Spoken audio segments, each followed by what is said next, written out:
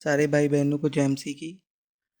आज हम पवित्र बाइबल में से पढ़ने जा रहे हैं संत मत्ती की अंजील, उसका 10 बाब 1 आयत से लेके 42 आयत तक। यीशु के 12 चेले। फिर उसने अपने 12 चेलों को पास बुलाकर उन्हें अशुद्ध आत्माओं पर अधिकार दिया कि उन्हें निकालें और सब प्रकार की बीमारियां और सब प्रकार की दुर्बलताओं को दूर करें। इन 12 प्रेरितों के नाम ये हैं।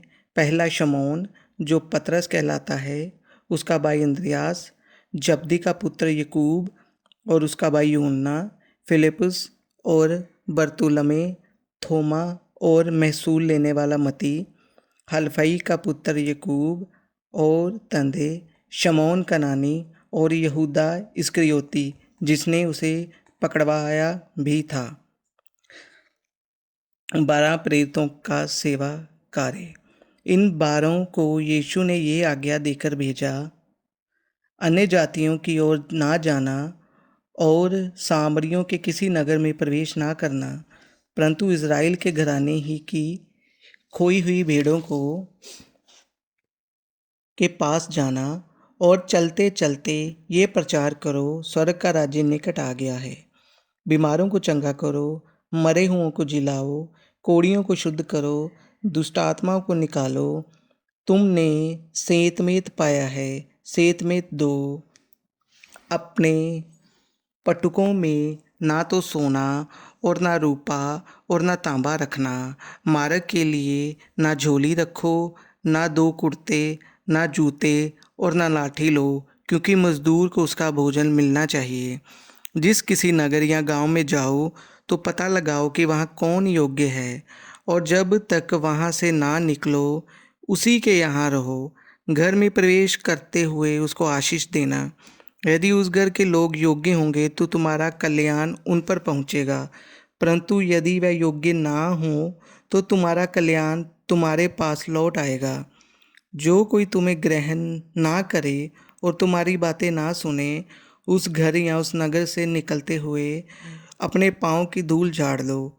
मैं तुमसे सच कहता हूँ कि न्याय के दिन उस नगर की दशा से सदोम और अमोरा के देश की दशा अधिक सहने योग्य होगी। अपने आने वाला संकट। देखो, मैं तुम्हें भेड़ों के समान भेड़ियों के बीच में भेजता हूँ। इसलिए सांपों के समान बुद्धिमान और कबूतरों के समान भोले बनो। परंतु लोगों से सावधान रहो, क्योंकि वह तुम्हें महासभाओं में सौंपेंगे और अपनी पंचायतों में तुम्हें कोड़े मारेंगे। तुम मेरे लिए हाकिमों और राजाओं के सामने उन पर और अन्य जातियों पर गवाह होने के लिए पहुंचाए जाओगे। जब वह तुम्हें पकड़वाएंगे तो ये चिंता ना करना कि हम किस रीति से या क्या कहेंगे, क्योंकि जो कुछ तुमको कहना होगा वह उसी घड़ी तुम्हें बता दिया जाएगा। क्योंकि बोलने वाले तुम नहीं हो, परंतु तुम्हारे पिता का आत्मा तुम में बोलता है। भाई भाई को और पिता पुत्र को घात के लिए सौंपेंगे, और बच्चे माता पिता के विरोध में उठकर उन्हें मरवा डालेंगे। मेरे नाम के कारण सब लोग तुमसे बैर करेंगे, पर जो अंत तक धीरज धरे रहेगा उसी का उद्धार होगा। जब वह तुम्हें एक नगर में सताएं तो दूसरे नगर को भाग जाना। मैं तुमसे सच कहता हूँ कि तुम इज़राइल के सब नगरों में ना फिर चुकोगे कि मनुष्य का पुत्र आ जाएगा। चेला अपने गुरु से बड़ा नहीं होता, और ना दास अपने स्वामी से। चेले का गुरु के और दास का स्वामी के बराबर होना ही बहुत है। जब उन्होंने घर के स्वामी को शैतान कहा तो उसके घर वालों को क्या कुछ ना कहेंगे। किससे डरें? इसलिए मनुष्य से मत डरना, क्योंकि कुछ ढका नहीं जो खोला ना जाएगा, और ना कुछ छिपा है जो ना जाना जाएगा।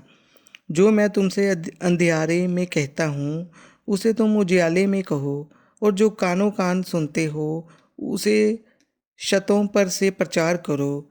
जो शरीर को घात करते हैं पर आत्मा को घात नहीं कर सकते, उनसे मत डरना, पर उसी से डरो जो आत्मा और शरीर दोनों को नरक में नष्ट कर सकता है। क्या पैसे में 2 गोरैये नहीं बिकती? तो भी तुम्हारे पिता की इच्छा के बिना उनमें से एक भी भूमि पर नहीं गिर सकती। तुम्हारे सिर के बाल भी सब गिने हुए हैं, इसलिए डरो नहीं, तुम बहुत गोरेयों से बढ़कर हो। यीशु को स्वीकार या आविष्कार करना। जो कोई मनुष्य के सामने मुझे मान लेगा, उसे मैं भी अपने स्वर्गीय पिता के सामने मान लूँगा।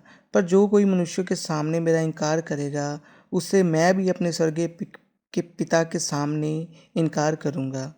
यीशु के आगमन का परिणाम। ये समझो कि मैं पृथ्वी पर मिलाप कराने आया हूँ।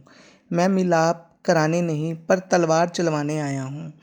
मैं तो आया हूँ कि मनुष्य को उसके पिता से, और बेटी को उसकी माँ से, और बहू को उसकी सास से अलग कर दूँ।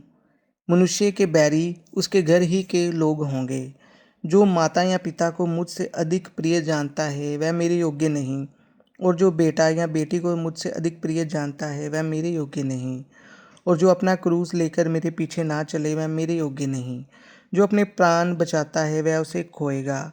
और जो मेरे कारण अपना प्राण खोता है, वह उसे पाएगा। प्रतिफल। जो तुम्हें ग्रहण करता है, वह मुझे ग्रहण करता है। और जो मुझे ग्रहण करता है, वह मेरे भेजने वाले को ग्रहण करता है। जो भिक्षुकता को भिक्षुकता जानकर ग्रहण करे, वह भिक्षुकता का बदला पाएगा। और जो धर्मी को धर्मी जानकर ग्रहण करे, वह धर्मी का बदला पाएगा। जो कोई इन छोटों में से एक को मेरा चेला जानकर केवल एक कटोरा ठंडा पानी पिलाए, तो मैं तुमसे सच कहता हूँ कि वह किसी रीति से अपना प्रतिफल ना खोएगा। आमीन।